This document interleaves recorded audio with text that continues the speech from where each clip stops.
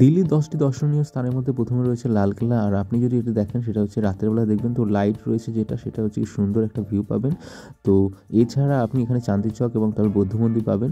তারপর যেটি রয়েছে সেটা হচ্ছে কি দিল্লির ইন্ডিয়া গেট। ইন্ডিয়া গেট থেকে আপনি দেখতে পারেন এখানে প্রচুর দর্শক আছে এবং আপনি যখন খুশি এখানে দেখতে পারেন। তৃতীয় স্থানটি রয়েছে সেটা হচ্ছে কি কুতুব মিনার, যা 900 বছরের পুরাতাত্ত্বিক এবং ঐতিহ্যবাহী একটা আর্কিটেকচার, এটা আপনি দেখতে পারেন। আর এখানে অনেকগুলো স্থান রয়েছে, আপনি এখানে ঘুরে ঘুরে দেখতে পারবেন। তো তার মধ্যে প্রথম রয়েছে আলাই দরওয়াজা, কুতুব চত্বরে রয়েছে লৌহ স্তম্ভ, ইলতুৎমিশের সমাধি, এবং এখানে কিন্তু শুটিং হয়েছিল অনেক মুভি, সেগুলো আপনি দেখতে পারেন। সেই স্থানগুলো বাইরের দিকে রয়েছে। আর এখানে আপনি টিকিট কাটতে পারেন অনলাইন এবং অফলাইন। তো এখানটা ঘুরে আপনি দেখতে পারেন। আর অনেকে মনে করছেন যে এটা কিন্তু হিন্দুদের কোনো একটা তীর্থনীয় স্থান ছিল, তার ছাড়া ধ্বংসাবশেষ এখানে আপনি খুঁজে পাবেন। নেক্সট যেটা আমরা আলোচনা করব সেটা হচ্ছে সবচেয়ে সুন্দর এবং উন্মুক্ত পরিবেশ যেটা রয়েছে এবং এই পরিবেশটা আপনাকে মুগ্ধ করে তুলবে, সেটি হচ্ছে গিয়ে লোটাস টেম্পল। লোটাস টেম্পল সাধারণত যেটার জন্যে বিশেষ আকর্ষণ স্থানে উঠেছে সেটা হচ্ছে কি বাহাই সম্প্রদায়ের লোকজনদের জন্য।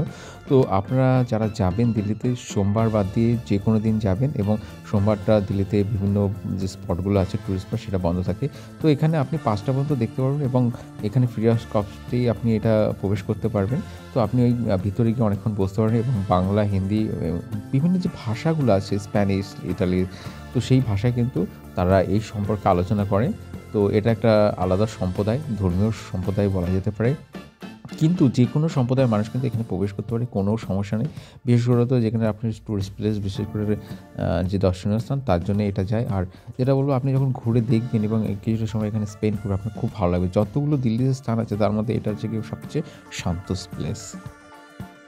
এরপরে আপনি যেটা দেখবেন সেটা হচ্ছে কি বিজয়া চক। তো ট্যুরিস্ট গাইড যারা আছে বা বাসগুলো আপনারা দেখবেন এখানে থাকে।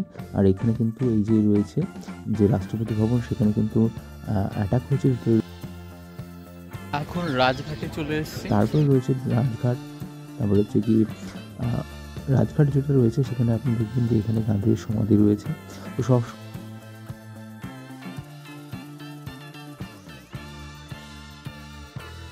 রাজঘাট, গান্ধীর সমাধি।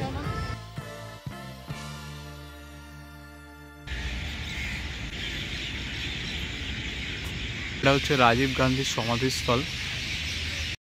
এই স্ট্যাচু দেখে আপনি বুঝতে পারেন যে এটা হচ্ছে ডান্ডি অভিযান যখন হয়েছিল, যে লবণ সত্যাগ্রহ। তো 11 জন গান্ধীর সাথে ছিল। এরপর রয়েছে দিল্লি কালীবাড়ি, তো পুরো জাগ্রত কালী মন্দির। তার পাশেই রয়েছে এটা হচ্ছে লক্ষ্মী নারায়ণ মন্দির। আপনি পাশ থেকে দেখতে পারেন, এখানে টিকিটের কোনো প্রয়োজন নেই। তো পাশ থেকে আপনি যখন যাচ্ছেন সেখানে দেখতে পারেন। এছাড়া এর সাথে রয়েছে বৌদ্ধ মন্দির। তো এরপরে চলে এসেছি বুদ্ধ মন্দির, তো বুদ্ধ বিহার।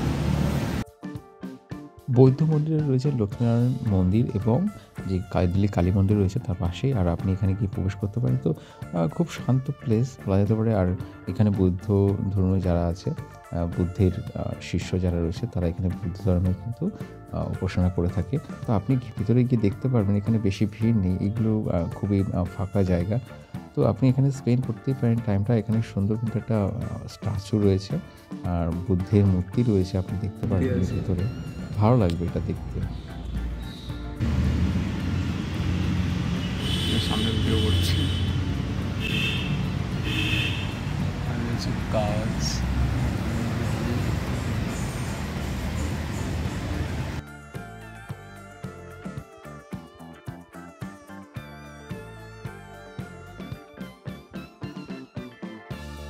এরপরে আপনি চলে যেতে পারেন ইন্দিরা গান্ধী এবং রাজীব গান্ধীর মিউজিয়ামে। এটা হচ্ছে একটা সংগ্রহশালা।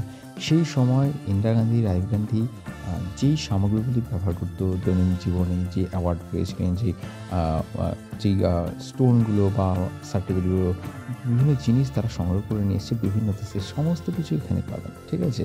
এবং তার সাথে পাবেন যে তাদের জীবনের দৈনন্দিন জীবনের জিনিসগুলো ব্যবহার করতে সামগ্রীগুলো রয়েছে, সেগুলো আপনি এখানে দেখতে পারেন।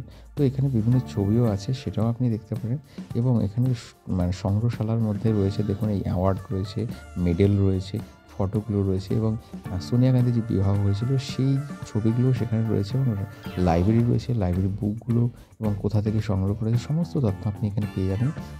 তো এছাড়া আপনি দেখতে পাবেন যে রাজীব গান্ধী নিহত হয়েছিল, তার যে ক্ষতবিক্ষত সেই পোশাকটা, এই পোশাকটা কিন্তু এখানে আপনি দেখতে পাবেন। এছাড়া ইন্দিরা গান্ধী আততায়ী কর্তৃক নিহত হয়েছিল, সে আততায়ী কর্তৃক নিহত হওয়ার সময় যে জায়গাটা ছিল, যেই ডেটটা ছিল, সেটা এখানে কিন্তু কাঁচ দিয়ে ঘিরে দেওয়া হয়েছে। এটাকে বলা হচ্ছে 31 অক্টোবর আর আকবর রোড। তো এই প্লেসটা আপনি কাঁচ দিয়ে ঘেরা রয়েছে, আপনি এটা দেখলে এটা বুঝতে পারবেন।